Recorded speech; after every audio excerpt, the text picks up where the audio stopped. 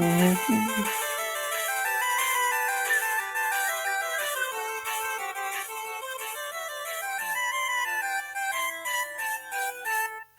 Internet. Welcome to Game Theory, Welcome where to Game Fear is Theory, our everybody. middle name.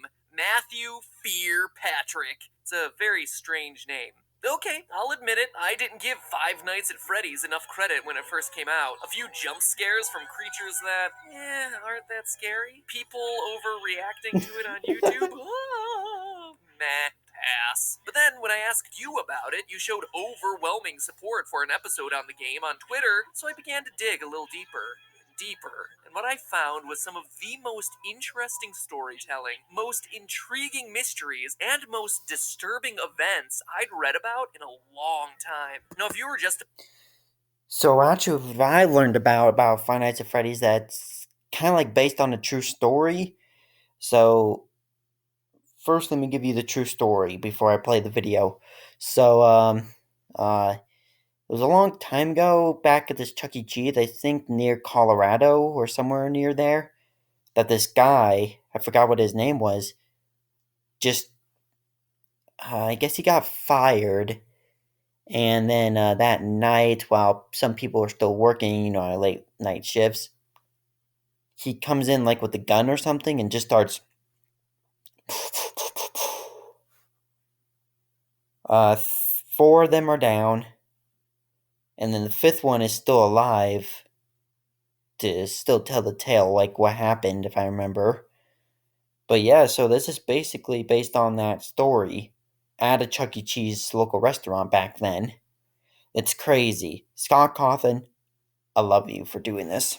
Back to the just to video. play the game straight through 5 days, the story would actually come across as pretty superficial. You're the new night guard watching the security cameras at a Chuck E. Cheese-style restaurant called Freddy Fazbear's Pizza. 4 animatronics roam the halls at night because the owners don't want their servos to lock up. Bad news is, you can't let them near you, or else they'll kill you on the spot because you look like a naked endoskeleton. Ow, ow! Show them those circuits! Apparently, one of them bit someone back in 87, presumably 1987.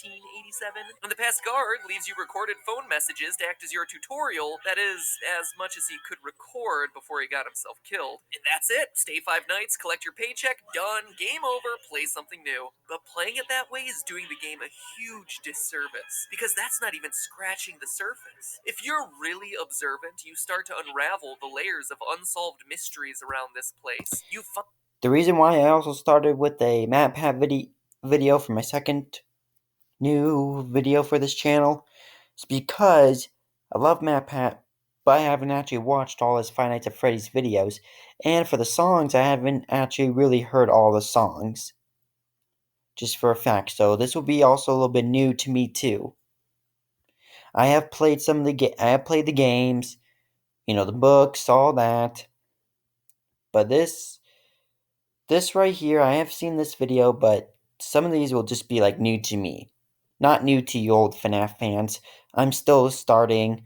I think I started maybe back when I was 14, so maybe 2019. My friend introduced me to Five Nights at Freddy's, and that's just what happened. I just got sucked into it. Anyway, thank you to my best friend who did that. I won't shout out his name because I don't want to embarrass him, but thank you for introducing me to Five Nights at Freddy's. Good friend. Find that there's a 5th animatronic, that posters on the wall will change randomly, that news clippings appear and disappear telling the dark secrets of this twisted place. Putting it all together, here's the rest of the story. Freddy Fazbear's Pizza, once a popular restaurant, fell into hard times when 5 children went missing there after being lured to a back room by a man dressed in a character costume. Though a suspect was caught and convicted, the bodies of the children were never recovered. Sorry for the pauses, and we'll watch the VHS tapes one of these days. And then I have a PlayStation 4 webcam, just have to, connect it to this channel, that we could play the Five Nights at Freddy's games. And I also have a VR, so win-win. Recovered. The pizzeria was was also threatened with shutdown due to sanitation complaints, as foul odors started to come from the animatronics, blood and mucus oozing from their eyes and mouths. The last article, written years after the incident, states that the pizzeria would finally be closed by year end. In addition to the core 4 robots, Chica, Bonnie, Freddy, and Foxy, there's also a fifth, unofficially referred to as Golden Freddy. Ignoring the rules of physics, Golden Freddy appears and disappears at will, can inexplicably travel through doors, wherever, causing strange hallucinations. And when he attacks you, you're not taken to the typical game over screen, your game crashes. So that's unsettling. And there's also strange messages appearing on the walls, repeating the words, It's me. According to the game's creator, the place is indeed haunted by what we can only assume to be the spirits of the 5 lost children. So that's the gist of it. Murder, missing children, foul odors, killer robots, and pizza. But that story leaves a And lot pizza. of lingering questions. Who is your character? How's he fit in? Why does he stay for 5 nights when he's very clearly confronting the possibility of death? What more can we know about this terrifying Golden Freddy? And most importantly, what is the complete story behind 5 Nights at Freddy's? They're all good questions about a delightfully incomplete and mysterious story with just enough threads to keep you theorizing. So now, if you'll indulge me, let me reciprocate that story with one of my own. I think you'll find it interesting. December 1993, Aurora, Colorado. 10 p.m. Tuesday night at a local Chuck E. So this is the story I was telling you about at the beginning. Cheese. After a family birthday party runs long, manager Margaret Kohlberg and teenage employees Sylvia Crowell, Ben Grant, Colleen O'Connor, and Bobby Stevens are forced to stay late to close up shop. But as Margaret tallies receipts in the back, Bobby scrubs down the kitchen, and the other 3 work outside in the main arcade. Unknown to any of the 5, there's actually a 6th person locked in the building with them, waiting silently in the darkened restrooms. A 19-year-old named Nathan Dunlap. Earlier that year, Nathan had begun working there as a cook, dough master, before getting fired in July after a disagreement over his hours. Now, 5 months later, he was back. At 10:05, he left the bathroom, pulled out a small caliber handgun, and proceeded to execute everyone in the building.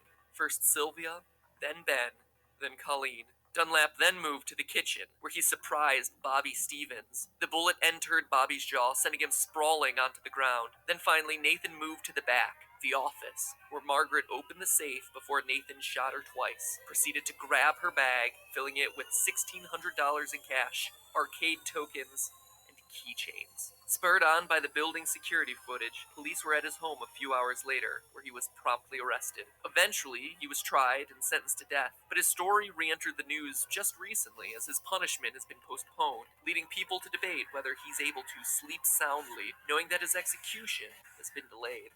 This is a tragic story, a disgusting waste of human life, and one that I won't joke about or make fun of in any way, but I want Nights at Freddy's. Let's look at the facts. First, I don't think that there's any doubt that Freddy's is a parody of Chuck E. Cheese. From the singing animatronics to the alliterative naming of the characters, the parallels are just obvious, so the setting is certainly the same. Next, what year does 5 Nights take place? The time is certainly kept vague, but there are clues that we can put together. For one, the Chuck E. Cheese franchise had a tremendous period of growth and success in the late 80s and early 90s, but started to decline along the same time as arcades, with at-home video game consoles taking center stage. So that's one clue, but we can get even more detailed, specifically with your character's paycheck. Each night you're working a 6-hour shift, and you're spending 5 nights there. So that's 30 hours of total work time for $120. In total, $4 an hour. How can they do that? That's below minimum wage for 2014. But in 1990, minimum wage was $3.80. In 1991, it was raised to $4.25. And by 1996, you were looking at about $5 an hour. So the game seems to take place between 1991 and 1996. The Nathan Dunlap story took place in 1993. But let's move on to the most important comparison. The victims. In the game, there were 5 child victims. In the real-life story, there were also 5 victims. But we can get even more specific. Online theories about the game always tend to draw a parallel between the number of kids missing to the number of animatronics, saying that the children's bodies were stuffed in the various suits. And this appears to be true. Bonnie and Chica both have moans and raspy breath sound effects, as though That's the one thing, though, I do find messed up about the game. But I still love the game, though. I still have fun with it. Someone's trying to cling to the last threads of their lives stuffed inside the costumes. And other sounds made by the animatronics are just slowed down versions of children's laughs and screams. Additionally, as the news clipping mentions, the suits ooze blood and mucus and begin to Local pizzeria Freddy Fazbear Pizza has been threatened again with shutdown by his health department over reports of foul odor coming from the much-loved animal mascots. Police were contacted when parents reportedly noticed what appeared to be blood and mucus around the eyes and mouths of the mascots. One parent likened them to reanimate carcasses. begin to stink like decaying bodies or reanimated corpses. So five Corpses, victims, sorry. 5 suits. Seems like a slam dunk, but nowhere does it say that all 5 were murdered, only that they went missing and couldn't be found. Also, the trouble a lot of people have with this theory is Golden Freddy. Why is that guy so limp and lifeless? So unlike the others. It's weird. Until you go back to the real life story. Yes, there were 5 people shot that night in Chuck E. Cheese, which matches the 5 victims in Freddy's story, but of those, one survived. Bobby, the one from the kitchen, miraculously survived the shot to his jaw. After he was knocked to the floor by the bullet, he went limp, played dead, to avoid the killer coming back to finish the job. And that relates exactly to the advice you're given on night 3 by the phone guy. Try playing dead. Go limp. Again, let me reiterate that I'm not trying to make light of the real life events by comparing them to bear costumes and animatronics, but I do want to point out that these similarities do exist. And what else is limp and appears to be a lifeless, empty suit in the game?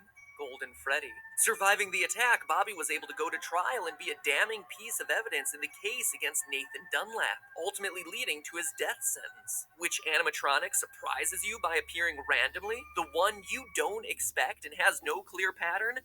Golden Freddy. It's also worth mentioning that of all the cameras in the restaurant, one is always black, preventing you from seeing what's going on. That camera is located in the kitchen, leading many to assume it's where Golden Freddy hides, which just so happens to be the place Bobby was able to survive the attack. So I ask, odd coincidence or source of inspiration? In fact, if you think about it, the behavior of the animatronics really corresponds with key features of each of the real-life story's victims. We just covered Golden Freddy and Bobby, but the rest have strange parallels too. Bonnie goes into the utility closet filled with floor cleaning supplies, the most prominent ones being a mop and a broom. It's probably one of the most random rooms in the game, until you consider that Ben, the second victim, was vacuuming at the time of the attack. Foxy is kept sequestered in the back of the building, behind a curtain, more aggressive than all the rest, similar to the way Margaret, the manager, was in the back office counting receipts at the time of the murder, and her role as manager would inherently make her more aggressive or assertive. Sylvia was closest to the bathroom and was cleaning up the salad bar at the time of the attack. Chica walks past the bathroom and is associated with food. And Freddy,